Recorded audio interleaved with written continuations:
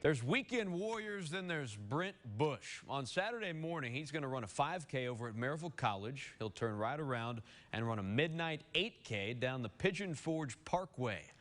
That's one way to spend your 50s. Mark Whiteman in Blount County trying to keep up. I'm running as fast as I've run in 10, 15 years. I'm going to slow down just like everybody else. My day will come, but I can't not take advantage of it when it's fun. I'm running.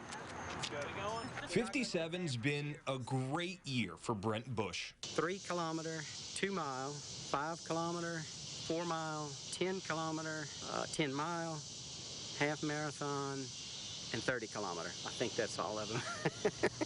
That's 8, as in the state records he set this year alone. Oh, I'm like, okay, you're going for another one? He just loves doing it. You know, it kind of keeps him going. Pavement pounding instilled in the Maryville resident growing up in Baton Rouge. I was a hunter. My dad and both of my brothers were big hunters. We used to go hunting behind the house, and the best hunting places were the farthest places away. My dad would say, you'd be back not too long after dark. And I figured out that I could go farther at the better spots if I could run back and save time. Bueche ran his first marathon in 1987, but he's transformed himself in his mid-50s thanks to a stricter diet, yoga, core strengthening, and his beloved beet powder.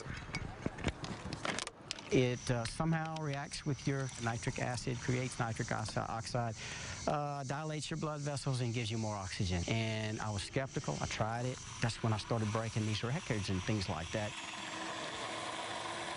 Oh, it's nasty. I've never even tasted it. I've smelled it. The beats help, but the beat he creates in rhythm with the road is a tempo all of his own. The music was never sweeter than June in New Mexico when his sub-40-minute 10K in the National Senior Games propelled him to gold in his age group. I'm kind of looking at these guys, and they're pretty fit. I mean, these are some of the best in the country, and they can be intimidating. So it got to a point where I just said, you know what? I'm not going to look at them. I'm just going to run my race. And darn if I didn't pass everyone except one guy. We knew it was coming.